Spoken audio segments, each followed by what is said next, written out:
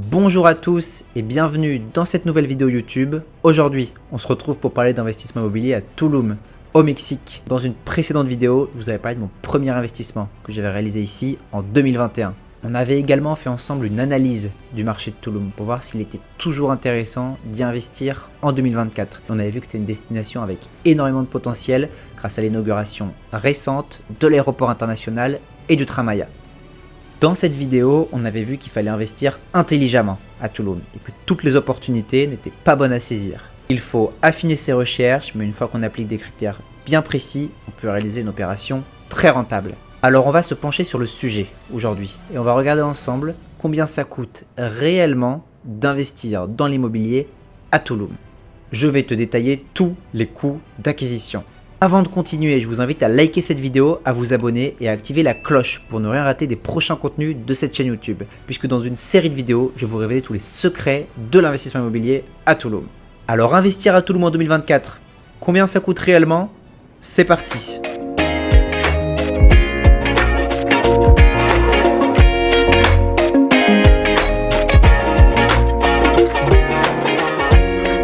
Tous les conseillers immobiliers à Tulum vont faire des vidéos sur des villas magnifiques, des projets en pré-vente à tout va, en promettant des taux de rentabilité et des potentiels de plus-value à 2 chiffres.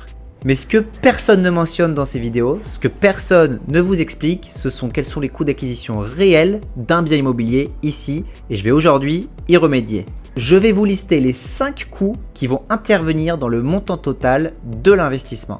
Le premier coût qui intervient dans le montant total de l'investissement, c'est logiquement le prix d'achat du bien. C'est la valeur du bien que vous allez acquérir. Donc il est très important d'être bien conseillé pour ne pas surpayer l'appartement et pour être sûr qu'il a un potentiel de rentabilité. Comment s'assurer de ne pas surpayer un bien? Eh bien, il faut faire une analyse du marché, étudier les différentes options qui s'offrent à vous en fonction de votre budget.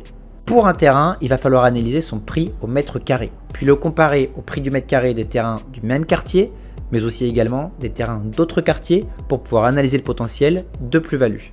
Pour un appartement, il faut prendre en compte s'il s'agit d'un bien en pré-vente ou d'un bien qui est déjà construit. Parce que sur un bien en pré-vente, il va falloir attendre toute la durée de la construction avant de commencer à percevoir des revenus locatifs.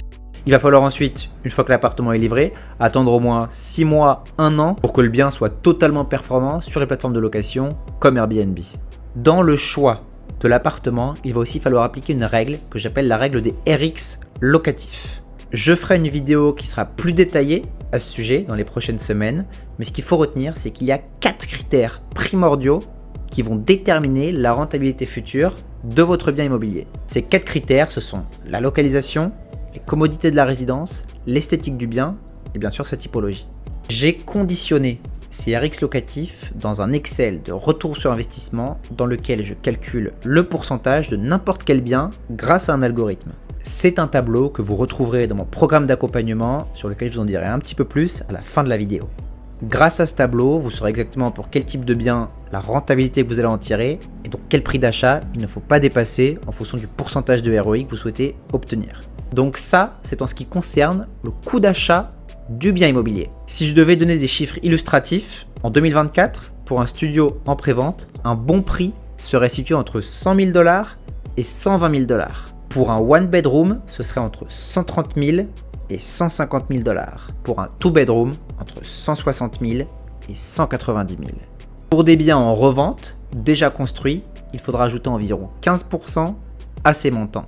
Pour ce qui est des terrains, là ça va dépendre également de nombreux facteurs, du quartier dans lequel on veut investir, de la superficie du terrain et de sa typologie. Est-ce qu'il s'agit d'un terrain qui est dans une esquina, dans un coin, ou un terrain qui est enclavé entre deux autres?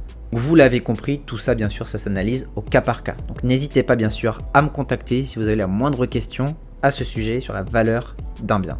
On passe au deuxième coût d'acquisition, ce sont les frais administratifs. La constitution mexicaine, elle interdit la propriété immobilière aux étrangers dans un rayon entre 50 km des côtes et 100 km des frontières. Donc les villes de Cancún, Playa del Carmen et Tulum sont bien sûr concernées. Il y a donc seulement 2 moyens pour investir en tant qu'étranger au Mexique. La première manière d'investir en tant qu'étranger au Mexique, c'est de faire un fideicomiso. C'est un permis que vous allez solliciter au secrétaire des relations extérieures du Mexique pour pouvoir être propriétaire en tant qu'étranger. Il va y avoir une banque, un fiduciario, qui sera votre garant auprès des autorités mexicaines pour vérifier que vous payez bien chaque année votre permis.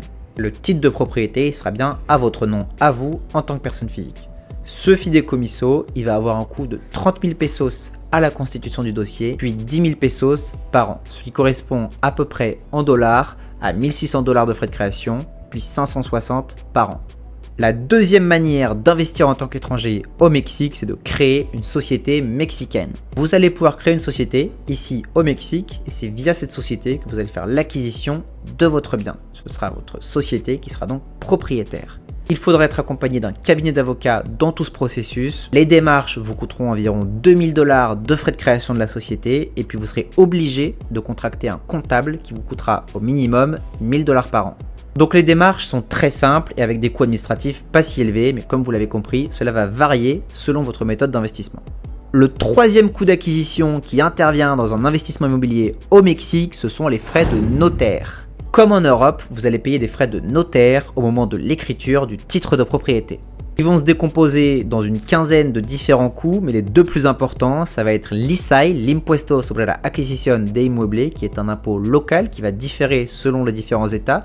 Dans la région du Quintana Roo, pour des villes comme Tulum et Playa del Carmen, l'ISAI, il est de 3% de la valeur d'acquisition du bien. Le deuxième coût le plus important de ces frais de notaire, ça va être les honoraires de l'étude notariale. On va donc avoir au total, en additionnant tous ces différents coûts, des frais de notaire qui vont se situer entre 6 et 7% de la valeur d'achat du bien immobilier. Le quatrième coût qui intervient lors de l'acquisition d'un bien immobilier au Mexique, ce sont les coûts d'ameublement et de décoration. Donc là, forcément, ils vont varier selon le bien dont vous faites l'acquisition. Pour un terrain, bien sûr, on n'est pas concerné. Pour un appartement, en revanche, ça va différencier s'il est seulement équipé, s'il est complètement meublé ou s'il est vendu llave en mano, clé en main. Un appartement clé en main, c'est un appartement où il y aura tous les éléments de décoration et tous les éléments fonctionnels, jusqu'au papier toilette, jusqu'à la serviette. Il y a pas mal de développeurs immobiliers qui vont proposer des développements clé en main, mais c'est quand même assez rare. Ce sera bien sûr à des prix d'achat plus élevés. La grande majorité des développeurs, ils vont quand même préférer seulement livrer des biens équipés ou meublés.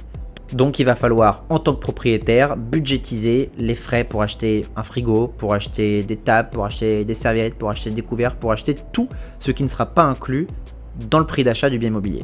Le cinquième coût qui rentre en compte dans l'acquisition d'un bien immobilier, ce sont les frais d'agence. Alors je vous rassure tout de suite, ici à Tulum, ils sont de 0. Les frais d'agence sont toujours exclusivement à la charge de la partie vendeuse. Vous n'aurez donc rien à payer. Donc voilà, vous avez maintenant une idée précise du coût d'acquisition réel d'un bien immobilier à Tulum au Mexique et de tous les coûts qui interviennent dans cette transaction. Dans une prochaine vidéo, je vous emmènerai avec moi étudier un projet immobilier spécifique où on analysera ensemble les différents coûts d'acquisition et aussi, comme je vous l'ai mentionné précédemment, CRX locatif. C'est la fin de cette vidéo, merci à tous de l'avoir suivi, j'en profite pour vous annoncer qu'avec mes associés, nous avons lancé un programme qui vous accompagne pas à pas dans votre processus d'investissement au Mexique. Il vous donnera accès à plus de 12 heures de vidéos détaillant de manière complète les différentes étapes de l'investissement immobilier en partant du choix de l'unité jusqu'au passage chez le notaire et en allant ensuite jusqu'à la revente du bien immobilier. Il vous donnera également accès à un coaching hebdomadaire pour que vous puissiez y poser toutes vos questions et vous faire accompagner au mieux sans risque dans votre investissement. Vous trouverez toutes les informations de ce programme d'accompagnement dans la description et moi je vous dis à très bientôt pour une nouvelle vidéo.